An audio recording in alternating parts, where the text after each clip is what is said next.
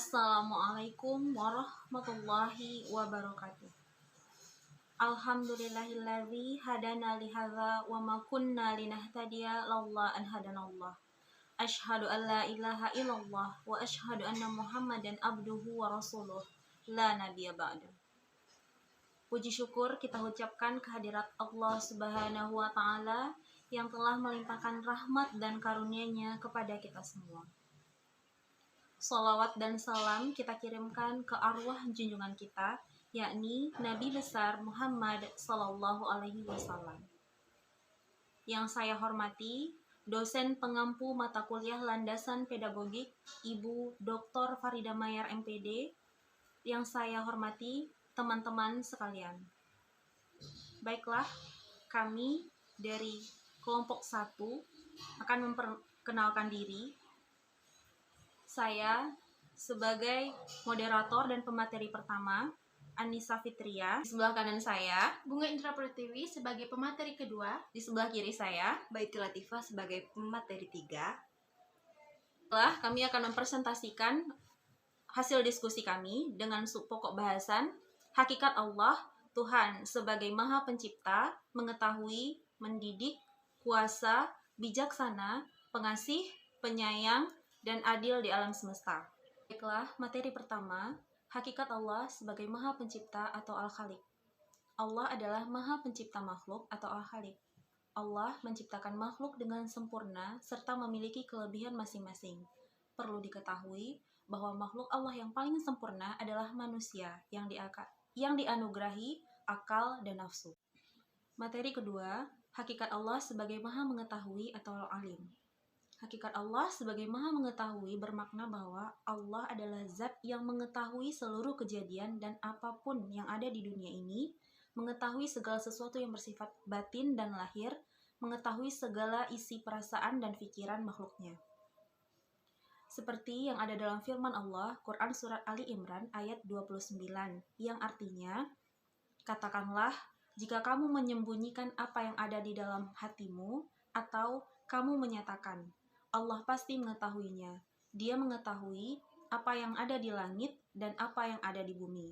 Dan Allah Maha Kuasa atas segala sesuatu. Materi yang ketiga, hakikat Allah sebagai Maha Mendidik atau Al-Muhaimin. Hakikat Allah sebagai Al-Muhaimin menurut Imam Al-Ghazali yang menyatakan bahwa Al-Muhaimin bermakna Allah yang menangani atau mengawasi urusan makhluknya dari sisi amal perbuatan, rezeki, dan ajal mereka. Penanganan ini adalah dengan pengetahuan, penguasaan, dan pemeliharaannya. Materi yang keempat, hakikat Allah sebagai Maha Kuasa atau Al-Malik. Dalam Al-Quran, Al-Malik memiliki arti-arti yang menunjukkan bahwa Allah adalah Tuhan yang berkuasa, memiliki atau merajai sesuatu.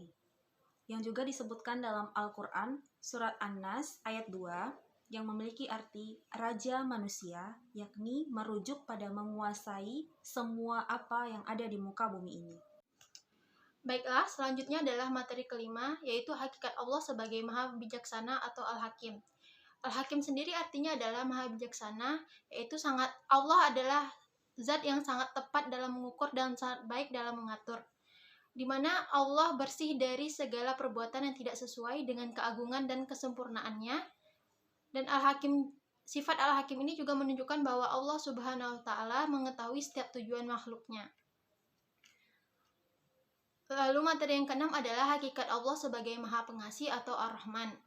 Ar-Rahman sendiri mempunyai arti yaitu zat yang mempunyai sifat kasih sayang kepada hamba-hambanya, dan dengan maksud tersebut dapat dimaknai bahwasanya ketika Allah menciptakan hamba-hambanya, maka Allah akan memberikan rezeki dan petunjuk kepada mereka.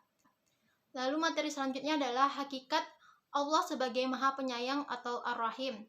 Ar-Rahim adalah Maha Penyayang, rahmat dan kasih sayangnya hanya khusus diberikan oleh Allah kepada makhluknya yang beriman. Dengan sifat rahimnya, ia menunjukkan bahwa orang-orang yang beriman dan yang berada di jalan yang lurus terpelihara dari perbuatan dosa dan maksiat yang menimbulkan kebencian dari Allah lah yang akan mendapatkan kasih sayangnya, yaitu Ar-Rahim. Lalu materi yang terakhir adalah hakikat Allah sebagai Maha Adil atau Al-Adl. Maha Adil di sini dapat dikatakan bahwa keadilan Allah Subhanahu wa taala itu bersifat mutlak, tidak dipengaruhi oleh apapun dan oleh siapapun. Keadilan Allah Subhanahu wa taala juga didasari dengan ilmu Allah Subhanahu wa taala yang maha luas, melebihi ilmu yang dimiliki oleh makhluk ciptaannya di muka bumi ini, sehingga tidak mungkin keputusannya tersebut salah.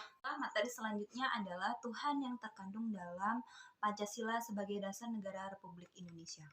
Sila pertama yakni ketuhanan yang Maha Esa mengandung pengertian bahwa bangsa Indonesia mempunyai kebebasan untuk menganut agama dan menjalankan ibadah yang sesuai dengan ajaran agamanya.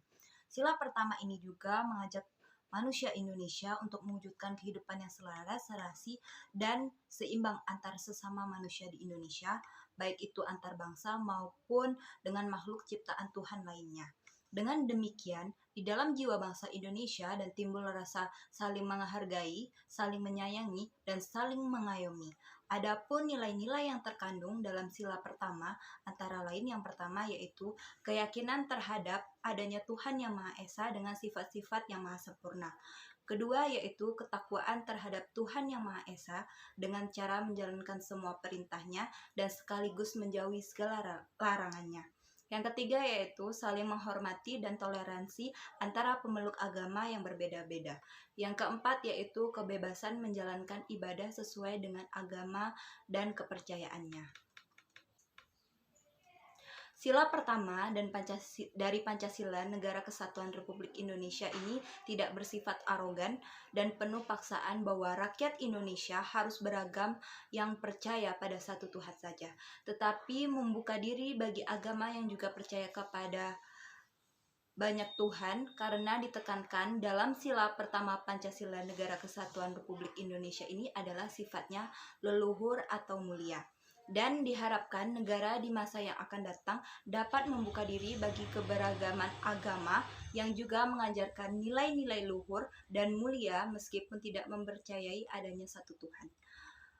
Ketuhanan dalam Pancasila tidak dijabarkan secara rinci dan sistematis oleh Soekarno dalam risalah-risalah teoritis. Dengan demikian, tidak dimaksudkan untuk membuat semua pernyataan tentang hakikat ketuhanan dalam agama tertentu. Ketuhanan menjadi salah satu prinsip dasar pembentuk dan penyatu bangsa Indonesia. Ketuhanan dalam Pancasila menjadi faktor transendental untuk pembentukan ilahi dari prinsip kemanusiaan, persatuan, demokrasi, dan keadilan sosial. Berarti ketuhanan dalam Pancasila sudah berimplikasi pluralis dan pluralitas. Ketuhanan dalam Pancasila bukanlah teori ketuhanan, melainkan merupakan bagian hakiki perjuangan Soekarno untuk membentuk Indonesia sebagai bangsa atau nation. Sekian presentasi dari kelompok kami. Terlebih dan kurang, kami mohon maaf. Saya akhiri. Wabillahi taufik wal hidayah. Assalamualaikum warahmatullahi wabarakatuh.